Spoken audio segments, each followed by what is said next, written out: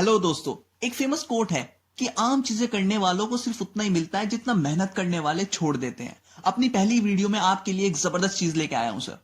देखो यार, दिसंबर चल रहा है और मैं उम्मीद करता हूं कि आपने अपना सिलेबस कंप्लीट कर लिया होगा या करने वाले होंगे।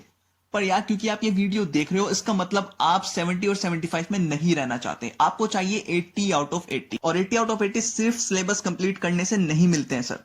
90 to 95% स्टूडेंट्स सिलेबस कंप्लीट करके ही एग्जामिनेशन देने जाते हैं, पर सबके 80 आउट ऑफ 80 नहीं आते हैं सर। 75 76 में बात खत्म हो जाती है, क्योंकि सिंपल सी बात है, हमारा फोकस रहता है हमेशा हार्ड चीजों पे। बेटा हार्ड करो, आसान तो सबको आता है। बेटा हार्ड करो, आसान तो सबको आता है। बेटा उसके बेटे को देखो। पर नहीं सर, हमेशा हार्ड नहीं काम आता। आपको कुछ छोटी चीजें भी जाननी होती हैं जो कि बड़ा इंपैक्ट डालती हैं। आज हम उन्हीं कुछ छोटी चीजों को जानेंगे 2019 के टॉपर की आंसर शीट को एनालाइज करके। अक्सर आपने सुना होगा, बेटा वो देखो, वो तो टॉपर है, वो तो पता नहीं किस तरीके से लिखता है। तो दोस्तों, आज हम जानेंगे कि टॉपर आखिरकार लिखते कैसे हैं, क्या डिफरेंस होता है एक अबव एवरेज स्टूडेंट में और एक टॉपर में। तो आज हम जानेंगे कि टॉपर आखिरकार लिखते कैसे हैं, वो क्या चीज करते हैं और क्या चीज नहीं करते, और आपको क्या चीज करनी चाहिए या क्या चीज नहीं करनी चाहिए। तो दोस्तों, बिना ज्यादा टाइम वेस्ट किए सीधे चलते हैं उनके आंसर शीट पे और देखते हैं वो कौन से पॉइंट्स हैं जो हमें माइंड में रखने चाहिए पेपर देते वक्त। चलो दोस्तों, फिर शुरू करते हैं। तो पहला सवाल अकाउंट्स के पेपर में यही आता है सर कि स्टार्ट कैसे करें, बिगिनिंग टू एंड जाए या एंड टू बिगिनिंग। तो ये टोटली डिपेंड करता है आपकी टाइम मैनेजमेंट स्किल्स पर। अगर आप टाइम अच्छे से मैनेज करते हो और आपका खुद पर कॉन्फिडेंस भी है, तो आप स्टार्टिंग से शुरू कर सकते हो सर। पर ज्यादातर कोचिंग इंस्टीट्यूट्स, टीचर्स यही सलाह देते हैं, और मेरी भी सलाह यही रहेगी कि आप एंड टू बिगिनिंग जाओ सर, क्योंकि एंड में रहते हैं बड़े क्वेश्चंस जिसमें गलती होने के चांसेस रहते हैं ज्यादा। अब क्योंकि स्टार्टिंग में हमारा माइंड रहता है फ्रेश, तो इसीलिए गलती होने के चांसेस मिनिमम रह जाते हैं और बड़े क्वेश्चंस पहले हो जाते हैं सर। तो इसीलिए आप एंड टू बिगिनिंग जाइए, ये मेरी आपको सजेशन है। पर जैसा कि आप देख सकते हैं, इन भाई साहब ने स्टार्टिंग टू एंड किया है, तो ये टोटली डिपेंड करता है आपकी टाइम मैनेजमेंट स्किल्स पर। वो कैसे पता चलेंगी? ज्यादा से ज्यादा मॉक लगाने पर। आप जितना हो सके सर एंड में सिर्फ कुछ ना करो, मॉक पेपर उठा लो, कोई भी प्रीवियस ईयर पेपर उठा लो और उसे सॉल्व करना स्टार्ट कर दो सर। उससे आपको आपकी वर्थ पता चल जाएगी सर। आप कितने घंटे में पेपर निपटा रहे हो, आप कौन कौन सी गलती कर रहे हो, आप बड़े क्वेश्चंस में गलती कर रहे हो या छोटे क्वेश्चंस में। क्योंकि 80 आउट ऑफ 80 लाने हैं सर, तो थ्योरी के एक नंबर के क्वेश्चन में एक वर्ड भी इंपॉर्टेंट रहता है सर। तो ये हो गई बात आपके फर्स्ट पॉइंट की, फर्स्ट क्वेश्चन की, कि स्टार्ट कैसे करें सर। सेकंड पॉइंट आता है फॉर्मेटिंग। देखो सर, लेजर्स पर मार्क्स डिडक्ट होते हैं। लेजर की फॉर्मेट अगर ठीक नहीं है तो बोर्ड्स की क्लियर कट इंस्ट्रक्शन है कि 25% नंबर काट लो। यानी कि अगर 8 नंबर का क्वेश्चन है तो 2 नंबर तो ऐसे ही साफ हो गए आपके। बोर्ड्स का लेजर का फॉर्मेट यह रहा सर आपकी स्क्रीन पर। देखो अच्छे से, डेबिट क्रेडिट होना चाहिए, एक अकाउंट्स का हेड प्रॉपर होना चाहिए, पर्टिकुलर्स अमाउंट अच्छे से होना चाहिए। एक बात यहां पर ऐड कर दूं कि टू और बाय के मार्क्स नहीं डिडक्ट होते सर। ये एक बहुत बड़ा मिसकंसेप्शन है कि टू लिखो तो मार्क्स मिलेंगे, बाय लिखो तो मार्क्स मिलेंगे। ये ऐसे नंबर वंबर कुछ नहीं मिलते सर। इसमें लिखोगे तो कोई मार्क्स नहीं मिलेंगे, नहीं लिखोगे तो कोई मार्क्स नहीं कटने वाले हैं यहां पे सर। बट फॉर्मेट अच्छे से होना चाहिए जो आपकी स्क्रीन पर है। आप चाहो तो इसका स्क्रीनशॉट ले सकते हो। यहां पर इन भाई साहब की नोटबुक में भी आप देख सकते हो कि इन्होंने एक अच्छे से फॉर्मेटिंग करी हुई है सर। टू बाय अच्छे से लिखा है, लेकिन इससे कोई फर्क नहीं पड़ा सर। डेबिट क्रेडिट देखो ऊपर अच्छे से लिखा है। यहां पर डेबिट क्रेडिट में हाईलाइट इसी वजह से कर रहा हूं सर, ताकि आप उस पर फोकस कर सकते हो। ये सबसे ज्यादा गलती करते हैं स्टूडेंट्स। पास्ट रिकॉर्ड उठाकर देख लो, यही गलती होती है सर। आप अभी सोचोगे कि नहीं नहीं हम ये नहीं करेंगे, पर बहुत चांसेस रहते हैं सर, प्रेशर बहुत रहता है पेपर में। तो छोटी से छोटी गलती आपका एक नंबर लूज कर देगी और आप 79 पर टक जाओगे सर। 80 आउट ऑफ 80 लाने हैं तो अच्छे से इसको अपने दिमाग में बिठा लो सर। ये फॉर्मेट तो लिखना ही लिखना है। एक बात और सर, जर्नल में नरेशंस तो गलती से भी मत छोड़ देना। उसमें भी 25% की सीधी डिडक्शन है, यानी 2 नंबर बिल्कुल साफ अगर सिर्फ नरेशन नहीं लिखोगे, जो कि सबसे ज्यादा इजी पार्ट है जर्नल का। तो वो भी मत भूलना सर। ये पॉइंट्स आप नोट डाउन बेशक से कर लो, छोटे पॉइंट्स हैं पर काम आने वाले पॉइंट्स हैं। आपको वीडियोस बार बार मिल जाएगी बेशक, पर ये पॉइंट्स आप नोट कर लो, चाहे अपने दिमाग में नोट कर लो अच्छे से। 2 नंबर सर आपको छोटे लगते हैं पर है नहीं, ठीक है। तो ये बात हो गई हमारी फॉर्मेटिंग की। थर्ड पॉइंट पे आते हैं अपने। थर्ड पॉइंट है सर क्रिएटिविटी। दोस्तों, क्वाइट सरप्राइजिंग हो सकता है आपके लिए कि क्रिएटिविटी अकाउंट्स के पेपर में कहां से आ गई। पर दोस्तों देखो, इन्होंने मोस्टली आंसर को हाईलाइट किया हुआ है, ऐसे सर्कल बनाया हुआ है और उसमें हाईलाइट किया हुआ है पेंसिल से सर। ये एक बहुत अच्छा इंप्रेशन डालती है इन्विजिलेटर पर सर। पर यहां पर एक बात ध्यान रखना, ये क्रिएटिविटी आप जरूरी नहीं है कि वर्किंग नोट्स में भी दिखाओ। पता चला आपके पास टाइम ही नहीं बचा तो क्या करोगे इस क्रिएटिविटी का। पर हाँ दोस्तों, आप हाईलाइट कर दो कुछ ऐसा, जो मेन प्रॉपर एक बॉडी है ना आंसर की, उसे तो आप थोड़ा अच्छे से करो सर, ताकि एक इन्विजिलेटर पर अच्छा इंप्रेशन जाए और वो चेकिंग ठीक से करेगा फिर। क्योंकि वो भी सर एक इंसान ही होता है, टीचर भी एक इंसान ही होता है सर, उसे भी मजा आता है ये सब करने में, ठीक है ना। क्रिएटिविटी एक इंपॉर्टेंट रोल प्ले करती है, तो इसको आप ध्यान में रखें। नेक्स्ट आता है नीट एंड क्लीन। दोस्तों इस कंसेप्ट को सबसे ज्यादा मिस इंटरप्रेट किया गया है कि नीट एंड क्लीन का मतलब है राइटिंग बहुत अच्छे से लिखें, सजा सजा के लिखें। सजा सजा के मत लिखना सर, टाइम अगर खत्म हो गया तो क्या करोगे उस सजावट का। ये देखो, इन्होंने सजा के नहीं लिखा हुआ, इन्होंने सिर्फ ऐसे लिखा हुआ है कि बस समझ में आ रहा है। मतलब कि आपको सिर्फ ऐसा लिखना है कि इन्विजिलेटर को समझ में आ जाए, और वो थोड़ा साफ सुथरा होना चाहिए, सजा सजा के नहीं होना चाहिए सर।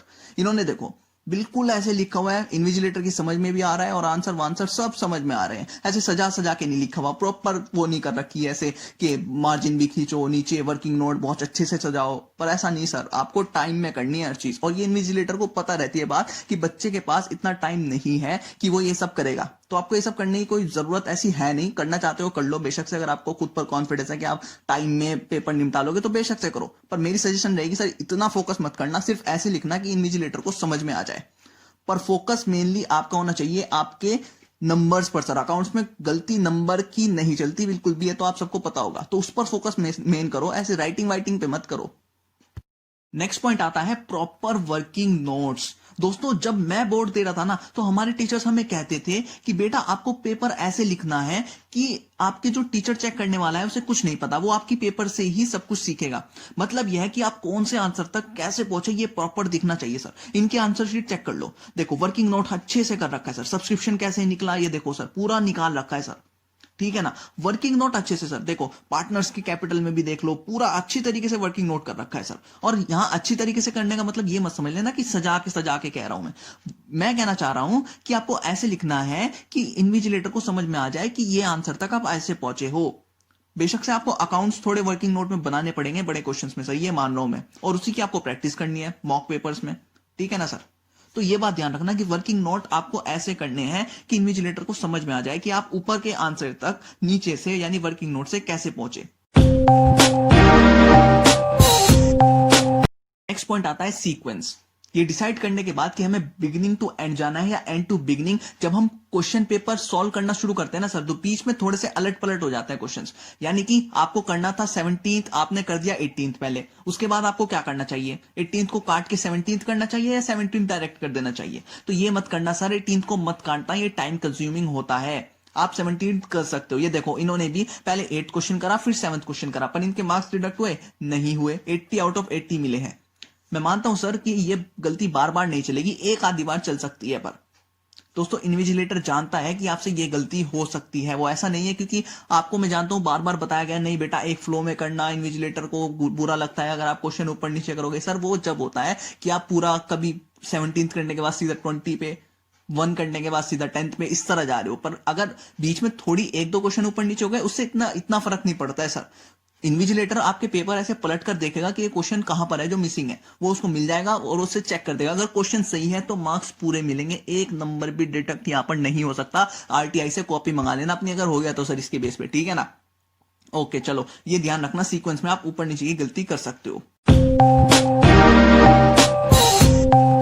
नेक्स्ट पॉइंट आता है रफ वर्क। यार एक इंपॉर्टेंट पॉइंट है, देखो ऐसा कुछ लोग कहते हैं कि मार्जिन ड्रॉ करके आप क्वेश्चन के पास रफ वर्क कर लो, पर यार उससे बहुत ज्यादा गुचड़ मुचड़ सी ऐसी हो जाती है। सबसे बेस्ट ऑप्शन ये है कि आप फर्स्ट वर्क बुक का लास्ट पेज रफ वर्क के लिए रिजर्व कर लो।